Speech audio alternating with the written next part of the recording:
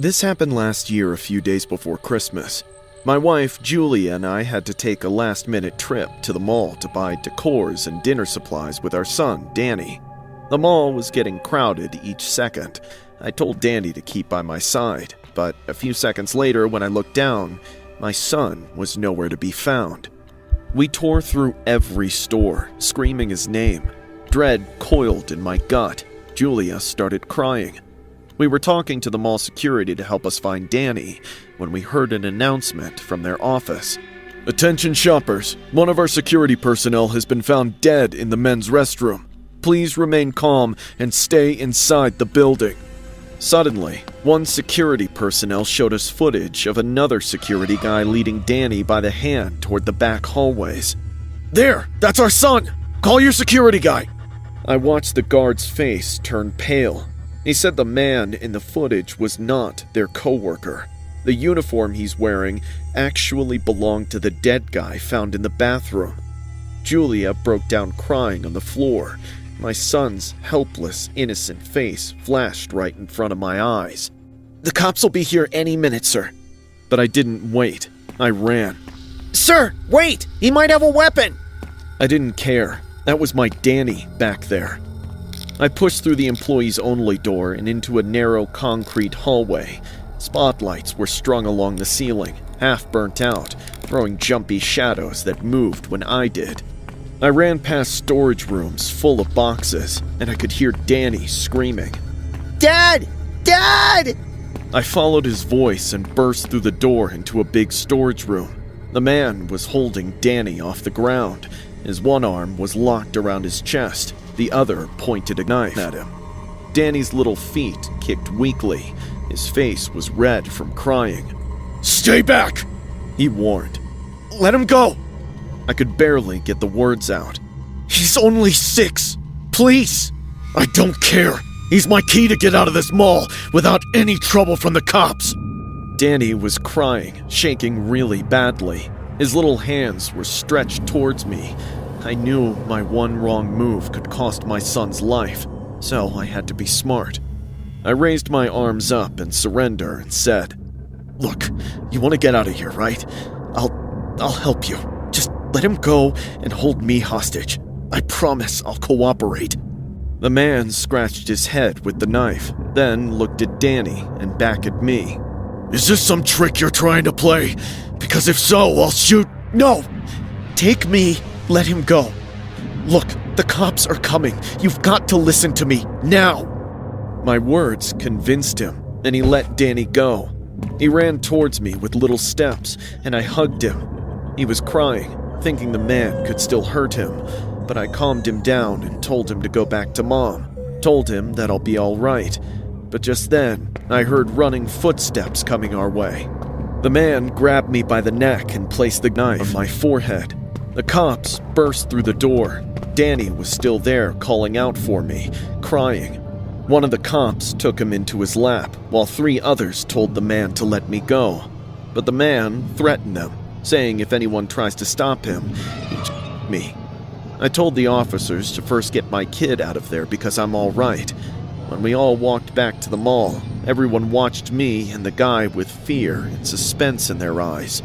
The cops were negotiating, but the man who had been a runaway convict wasn't falling for any of their words. My wife screamed from the crowd, seeing me. I was a little relieved to find Danny back with Julia, but I knew it broke her. She got her son back, but put her husband in danger instead. It was like her life traded fear with fear. The convict told me to head for the exit without doing anything foolish. "One mistake, and I'll blow off his head!" I nodded and started walking away slowly. The cops had their guns at him, but couldn't do anything because my life was hanging by a thread. We were about to get inside the elevator when I noticed this big metal Christmas star hanging right inside the elevator. An idea clicked in my mind. The man hit me on the head with the knife and shouted, "Get in! You're coming with me, remember?" I got in, but just before the elevator door closed, I noticed the man laughing at the cops. He thought he won. His pride distracted him for a few seconds, and that's when I snatched the star from the ceiling and stabbed him in the right eye with its pointy peak. He screamed in pain, and the knife fell out of his hand. The cops swarmed in and pinned him down to the ground. It happened so fast and quickly that everyone stayed silent for minutes. Finally, I was reunited with my family. Danny came running at me. While hugging me, the poor kid kept apologizing. I'm sorry, Daddy. I shouldn't have left you. Shh, don't say that. You're safe. That's all that matters. Were you scared? Terrified. But seeing you, I'd give my whole life for you. Will you always protect me? Always. I promise. That day, I could have lied to Danny, telling him how I don't scare easy or how big of a hero I am. But if you ask me, I think it's better to tell our kids the truth. It's better to let them know that parents are human too, and they can make mistakes as well. This teaches your kid to respect your decisions. Last year on Christmas, something happened to me that I'm still trying to process. I study in college and decided to visit my family at the last moment on Christmas Eve. Driving down the highway amidst a blizzard was probably the dumbest decision I ever took in my life. After half an hour of difficult driving, my car gave up on me at Highway 9. The blizzard got worse, and within minutes I was stranded with no signal, miles from home, and the temperature was dropping fast. I sat there for maybe 20 minutes, watching snow pile up on the windshield, trying to catch even one bar of service while the cold crept in. That's when I saw headlights cutting through the storm. A pickup truck pulled up behind me. It was old and beat up, covered in blinking Christmas lights like someone had gone crazy at a dollar store. There was even a wreath wired to the grille, the kind you hang on a front door. Through the snow, I could just barely make out the driver. When he leaned out the window, I almost laughed, seeing him wearing a Grinch costume. Need a ride, kid? Yes, thank you so much. Hop in. Can't leave you out here on Christmas. I grabbed my phone and wallet and climbed into the passenger seat. The truck smelled like pine cleaner mixed with something metallic underneath. The dashboard had candy canes duct taped everywhere. Thanks for stopping. Sure thing. We drove in silence for a minute before he spoke again. You know what I hate about Christmas? What? All that fake cheer. Families pretending they like each other. Kids screaming for toys that'll break in a week. I laughed nervously. No wonder you're dressed as the Grinch. He laughed. I also thought he was just playing the part. I forced out a chuckle too, because what else was I supposed to do? Where are we going? I asked, suddenly alert, as he drove past the turn to the town. Home. You're my Christmas guest, kid. His gloved hands squeezed the wheel. The Grinch doesn't like spending it alone anymore. My stomach dropped. Actually, my parents are waiting for... Let them wait. Where were they when you stood next to that broken car? Huh? The way he said it made my mouth go dry. The roads are dangerous tonight. He chirped. Better if you stay with me. We can have Christmas dinner together. I've been preparing something special. I watched his hand move toward the glove compartment. He popped it open. A knife was sitting inside next to a candy cane. The blade was dark with something that definitely wasn't rust. That's for carving the Christmas roast. I've been planning this dinner for weeks. My heartbeat got faster. We were slowing down now, getting close to this patch of dense woods on the left side of the road. There weren't any houses or lights, except his truck's blinding decorations. You ever carve a roast, kid? He picked up the knife, still driving with one hand. It's an art. You have to know exactly where to cut. I didn't think. I yanked up the door lock and threw myself against the door. It flew open, and I rolled out onto the snow-covered road. Pain shot through my shoulder and hip as I hit the pavement.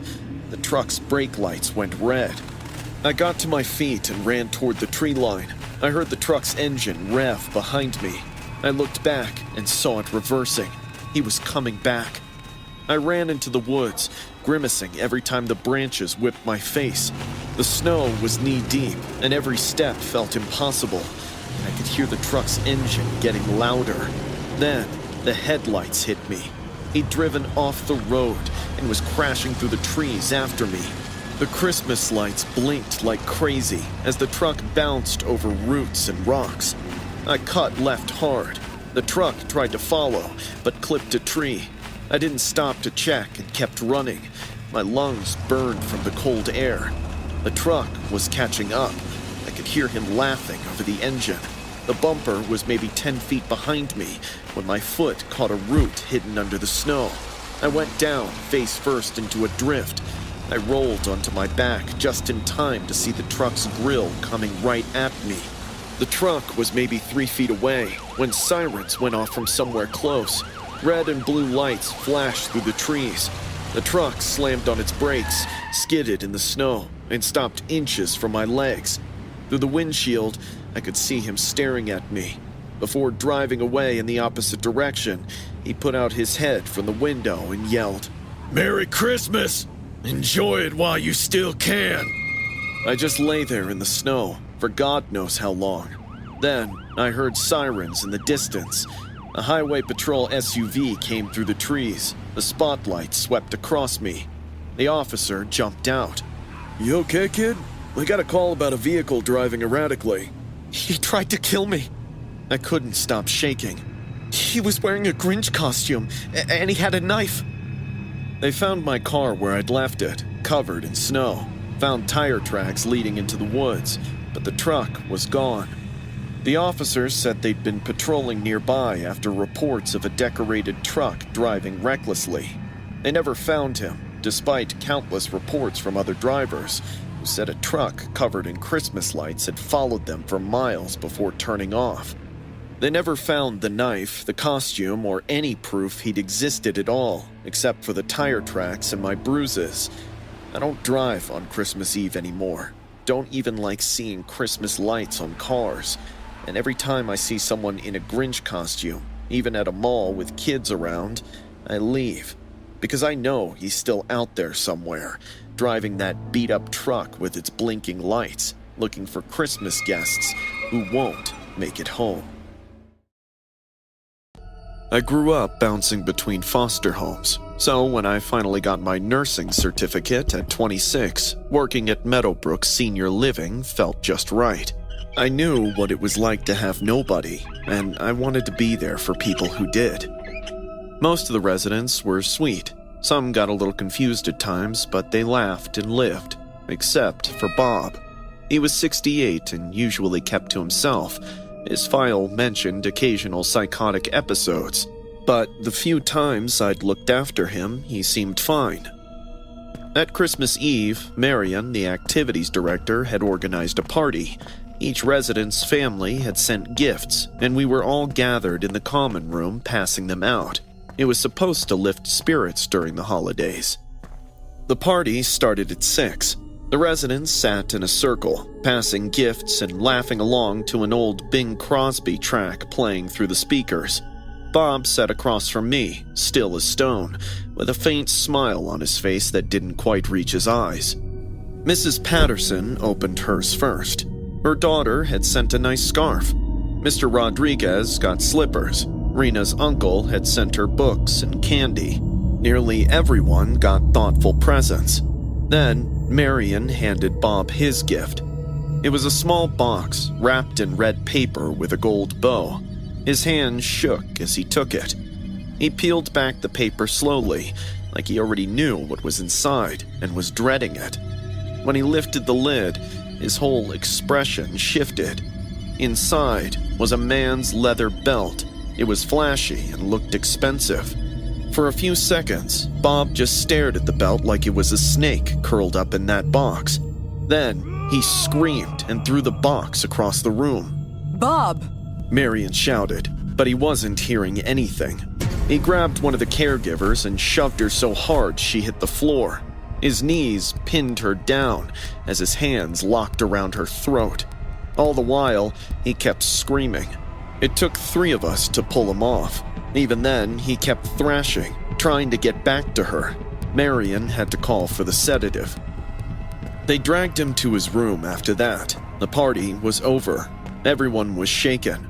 Jenny had bruises on her neck, but said she was fine. I couldn't sleep that night. I kept seeing Bob's face when he opened that box, the pure terror in his eyes before the rage took over. At around 2 a.m, I woke up to heart-wrenching sobs from the East Wing. I found Bob in a dark corner near the supply closet, curled up on the floor. Tears ran down his face as he whispered his wife's name over and over. Margaret. I'm sorry, Margaret. Bob? I knelt carefully, keeping a safe distance from him. It's Ruthie. What's wrong? He looked up, and his face just crumpled. He won't let me forget, Ruthie. He promised he'd never let me forget. Who won't let you forget what? My son, Carl. He won't ever let me get over it. I sat down next to him. What happened, Bob?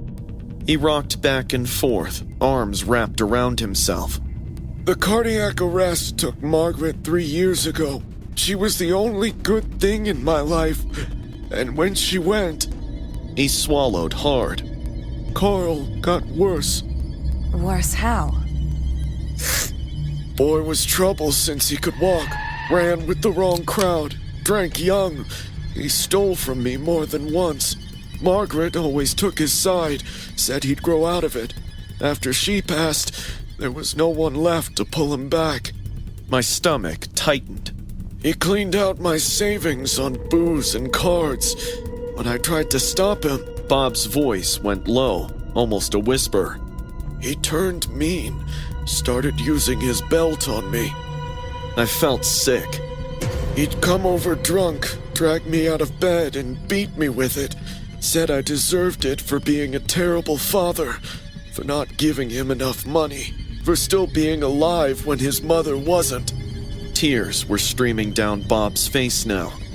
I tried calling the police once. He laughed, said who'd believe me, that I was just a crazy old man with dementia. Bob, we need to tell someone. If Carl's been hurting you... He's a lawyer, Ruthie. Knows exactly how far he can go without leaving marks that last. And he's got everyone convinced I'm losing my mind. Bob looked at me with hollow eyes. Every Christmas he sends me that belt, just to remind me that Margaret's gone, and I'm at his mercy now. This is abuse. There are laws. Nobody will believe me. He made sure of that. Got to my doctor to document episodes. Got the staff here thinking I'm unstable. He's been building his case for years. I waited for Bob to stop crying before I went back to my locker and found that belt Marion had put there. I stared at it for a long time before calling the police. They came, took our statements, and bagged the belt as evidence. But Bob was right. Carl really had everything figured. He showed up the next morning in an expensive suit, calm as anything. He listened to everything with a small smile. My father has documented psychotic episodes. This is obviously a delusion. I'm concerned about the quality of care here if staff members are encouraging these fantasies. The administration bought his story. I was reprimanded for causing unnecessary distress and basically forced to quit. I couldn't stay there anyway. Couldn't look at Bob, knowing he was trapped, and Carl would do it again next Christmas, and the one after that. For however many years Bob had left, I still think about Bob in that dark corner, crying over his dead wife, trapped by the son she'd protected her whole life. How Carl turned his grief into a weapon. How nobody believed the old man breaking down at Christmas.